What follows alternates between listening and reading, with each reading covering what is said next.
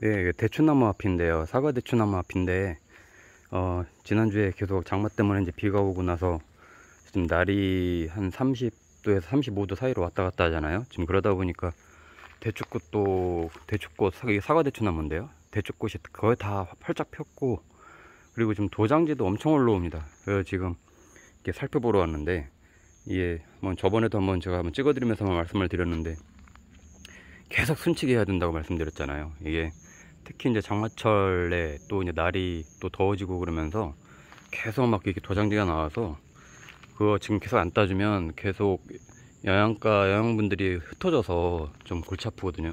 예를 들면 이렇게 이제 지금 이런 것도 가지치기를 다 해준 건데, 가지치기를 해준 자리에서 또 이렇게 도장지들이 올라와요. 이렇게 지금 이게 잘라줬죠. 이게 잘라주고, 요 끝에도 이런 것도 이제 다 도장지인데, 예, 이런 것도 다 따줘야 됩니다. 이게 지금 촬영하느라고 지금 그런데, 이런 것도 사실 이런 거 다 필요 없이 이렇게 이제 다 따줘야 더 이상 자라지 않고, 예, 가지가 이제 영양분이 이제 이쪽으로 가는데, 그런 걸 유심히 봐야 됩니다. 요것도 이렇게 보면 이게 새로 도장지가 이렇게 올라오는데, 끝에서 이게 따줬는데 계속 올라와요. 지금 꽃이 지금 거의 다 펴가지고 보니까 이렇게 거의 한 2분의 1은 핀 것 같아요. 2분의 1은 폈고, 예, 이게 이제 지금 수정이 어떻게 되고 있는지 안 되고 있는지를 모르겠는데, 지금 촬영하고 있는 게 지금 저녁 시간대라서 벌이 안 보이긴 하는데, 예, 많이 좀 수정이 됐길 바랍니다. 지금 이제 장마철이 이제 와서 지금부터 한창 수정이 될 시기고, 아직도 이렇게 이제 남아가지고 이제 3차 이제 개화까지 이제 좀 이제 기다려야 되는 상황인데요. 이 열매순들은 지금 거의 다 이제 꽃이 폈습니다. 자, 이거 보시면 나무 색깔로 이렇게 지금 변하고 있잖아요. 예, 네, 나무 색깔로 이제 이렇게 변하고 있고 경화작용이 일어나고 있는데, 이 하얗게 이렇게 좀 묻어나는 이 선녀벌레들, 요런 애들이 지금씩 생길 때예요. 그래서 이제 지금 소독도 좀 계속 해줘야 되는데, 그 무엇보다도 지금 요런 거, 이 못 보던 것들이 계속 자라 올라온 거예요. 이렇게 또 한 가지가 이렇게 올라왔는데, 이 겨순가지도 계속해서 이렇게 나오니까 이런 거 이렇게 좀 잘라주고, 그래서 영양분들이 다시 가지로 온전하게 갈 수 있게끔 계속 살펴줘야 됩니다. 자, 이런 것도 이제 도장지가 이렇게 올라온 거죠. 이런 것도 이렇게 위에서 이제 손을 계속 이렇게 집어줘야 돼요. 예. 안 그러면 계속 큽니다. 특히나 이렇게 이제 저처럼 한 7, 8년 된 나무들은 나무 뿌리들이 좀 수세가 좋아서, 이 나무 뿌리가 보세요. 여기에도 여기까지가 있죠. 여기서도 지금 뿌리에서 이렇게 싹이 나오는데 어마어마한 이 성장력을 갖고 있어서 지금 뿌리들이 이런 데 이제 다 박혀 있는 겁니다. 이런 데까지. 예, 여기도 있죠. 자, 이렇게 이제 영양분들을 이렇게까지 막 흡수를 하기 때문에 그만큼 성장을 더 많이 하는 거고, 또 수세가 이제 굉장히 세지는 거죠. 그래서 이 나무 같은 경우도 제가 가지치기를 굉장히 많이 해주고, 사실 이런 애들 남긴 겁니다. 얘 남기고 얘 남기고 그런 식으로 남긴 건데도 이 크는 거 보세요. 격까지 나오는 거 보세요. 처음에 영상 촬영했을 때하고 지금하고 비교해 보면 가지가 굉장히 많이 울창해진 걸 알 수 있습니다. 그만큼 잘 크고요. 그래서 이제 가지치기를 연초부터 이제 겨울부터, 그리고 또 순치기 이런 걸 해야 된다고 이렇게 말씀을 드린 거고, 안 그러고 그냥 놔두면 여기가 벌써 지금 완전 열대우림이 돼서, 예, 정말 걷잡을 수 없이 이제 통풍도 안 되고, 예, 광합성도 방해되고 이런 현상이 벌어질 겁니다. 지금 이렇게 장마철에는 계속해서 이제 병충해 방제 약을 좀 해줘야 되는데, 저도 이제 이 영상 찍고 나서 살충제하고 살균제를 이제 같이 섞어서 해줄 건데, 따로 뭐 대추나무 전용 뭐 이런 건 없고요. 저는 뭐 사과나무나 포도나무 이런 거 해줄 때 같이 이제 해서 살충제 한 세 종류, 살균제 한 세 종류를 사놓고 계속 돌아가면서 이렇게 해줍니다. 왜냐면 하나로만 계속 해주면 얘네도 이제 내성이 생겨가지고요. 그래서 좀 돌아가면서 이제 해줘야 되고, 뭐 지금 개화 시기라고 해도 어쩔 수 없습니다. 지금 너무 병충해가 심해서, 뭐 사과 같은 경우도 아까 잠깐 보니까 막 벌레들이 먹고 있던데 좀 조금씩 해줘야 될 것 같아요. 지금 이제 계속 겨순치기를 해줬다고 하면 지금은 도장지를 잘 보면 되는 상황이고, 요렇게 가지들이 이제 가지 일어나게, 예, 이렇게 겹가지들도 이제 경화작용이 일어나서 이렇게 이제 나무 색깔로 변해가는데, 거기서 나오는 열매순들이 이렇게 이제 지금 꽃이 잘 펴서 이제 수정이 돼가고 있을 거예요. 지금 이제 노지라서 아직 좀 이제 늦는데, 이후 아마 장마 기간이 끝나갈 무렵 정도 되면 이 수정이 제대로 된 애들은 여기서 이제 몽실몽실 이제 대추들이 이제 보이기 시작할 겁니다. 예. 그래서 지금은 이제 도장지들을 계속 이제 손 봐줘야 되고요. 복조대추도 마찬가지입니다. 복조대추도 계속해서 도장지가 올라오기 때문에 이렇게 다니면서, 예, 봐야 돼요. 안 그러면 이렇게, 그래서 계속 이렇게 따주는 겁니다. 더 이상 안 크게. 예. 그리고 그러지 않으면 계속해서 순이 자라기 때문에요.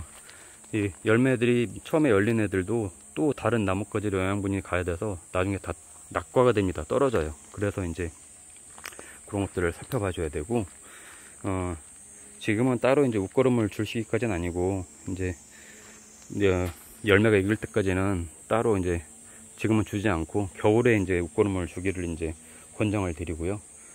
지금 가장 해야 될 거는 병충 해방제 첫 번째, 그 다음에 도장지. 왜냐면 비가 오면 수분기를 얘네가 쫙쫙 이 뿌리, 이 넓은 곳에서 빨아먹는 이 영양분들, 물, 이걸로 인해서 계속해서 도장지가 나오기 때문에 새로운 싹이, 새송가지가 또 나오면 이제는 다 따버려야 됩니다. 그래서 더 이상 이렇게 얘네처럼 막 더 우후죽순 또 새순들이 나오지 않도록 이제 좀 질러줘야 되고요. 그렇게 해서 이렇게 이제 조금 얘네처럼 지금 이게 아주 잘 된 케이스인데, 곁순가지 쪽으로 영양분들이 가고, 여기서 이제 대추가 열리며 수정이 돼서 열리면 얘네가 낙과가 되지 않고 떨어지지 않게끔 영양분들이 집중되게 이제 해줘야 됩니다. 예. 자, 또 옆에 있는 또 다른 대추나무도 한번 보러 가겠습니다. 자, 요거는 또 이제 집 옆에 있는 다른 또 사과대추나무인데, 제가 사과대추나무를 두 그루를 키우고 있어요. 집 근처에다가 두 그루를 이렇게 1년생씩 차이 나는 걸 똑같이 심고 있는데, 얘도 7년생 이제 돼가고 있고요. 이렇게 키우고 있는데, 얘도 지금 나뭇가지들이 엄청 나오고 있어요. 저 끝에 있는 애들은 도장지까지는 아니지만 제가 순지르기를 하나 못했더니 계속 자라고 있어요. 저렇게. 예. 물론 저런 데서도 열리긴 합니다. 근데 이제 이렇게 이제 지금 벌써 가지치기를 한 애들 내서 이제 꽃이 피는 애들한테 지금 영양분이 가야 되니까, 이제 저런 것도 이제 내일 사다리 놓고 이제 따주려고 하고요. 자, 요것도 그렇죠. 이 곁순가지를 끝에서 이제 순을 집어줬지 않습니까? 이렇게 한 대여섯 가지 남기고, 하나, 얘는 열매순가지예요. 얘는 아니고, 곁순가지는 얘 하나, 둘, 셋, 넷, 5개 남기고 위에서 따줬는데, 요 곁순가지는 제가 보니까 손을 못 봤네요. 그러니까 계속 커나가요. 계속 자라요. 그러면 여기에서 얘네 빨리 꽃이 피고 여기로 영양분들이 가야 되는데 못 가잖아요. 그럼 이런 애들은 빨리 이렇게, 지금 아마 좀 딱딱할 건데 이렇게 손을 집어줘서 더 이상 영양분들이 이제 나뭇가지로 뻗어가지 않게끔 해줘야 됩니다. 이렇게 이제 끊어줬어야 되는 거죠. 예. 그렇게 해야 이제 영양분들이 집중이 될 거고. 자, 이렇게 얘도 이제 그래도 햇빛은 잘 받게끔 지금 사이드로 동서남북 다 해줬습니다. 이 사과대추나무 사실 이제 열매가 매달리고 나서도 병충해 때문에 이제 계속 소독을 해주긴 해야 되는데, 그래서 특히 이제 사과대추나무는 낙과가 많아서 참 이 수확할 때까지 먹기가 어려운 또 과실수 중에 하나인데요. 그래서 이제 키우기가 어렵다고 하는데, 복조대추와 달리 많이 떨어집니다. 예, 수정이 많이 됐어도 또 떨어지고 이런 애들이라서 좀 끝까지 이제 방심하면 안 되고요. 그래서 계속해서 이렇게 자라는 곁순가지들은 없는지 이런 애들 이제 이렇게 좀 보고 따줘서 빨리 이제 이런 데로 이제 가야 됩니다. 이게 경화작용이 일어나야 돼요. 그래 빨리 이렇게 이제 나무 색깔로 변해야 되는데, 이런 아직도 파랗잖아요. 그래서 그래야 이제 얘네도 이제 온전하게 이제 나무 모양으로 갇혀가고, 이렇게 이제 곁순가지에서 나온 새순에서 열매순에서 이제 열리는 거죠. 혹시 모르시는 분들을 위해서 다시 설명드리면, 이 사과대추나무는 열매가 이 밑에 있는 열매순은 다 따줬잖아요. 복조대추는 여기에서 있는 열매순들을 키우고 요 새순가지를 다 따줬죠. 근데 얘는 거꾸로 밑에는 열매순가지는 다 따주고 영양분들이 가지로 가게끔 밑에 다 따주고 이 가지를 키웠어요. 그래서 보통 이 가지를 센치로 보면 한 3-40cm 또는 요 겹가지를 한 5-6개 남기고 하나, 둘, 셋, 네, 5개 정도 남기고 이제 순을 집어줬죠. 그러고 나면 여기서 또 곁순가지들이 나오는데, 이 곁순가지에서 나오는 요 열매순, 예, 요 열매순, 얘네에서 열매가 열리는 거예요. 예, 그래서 실질적으로 사과대추나무는 요 곁순가지에서 나오는 열매순에서 꽃이 피고 여기서 열린 애들이 거의 끝까지 간다. 예, 그냥 이렇게, 자, 이렇게 이제 그냥 놔둔 건데요.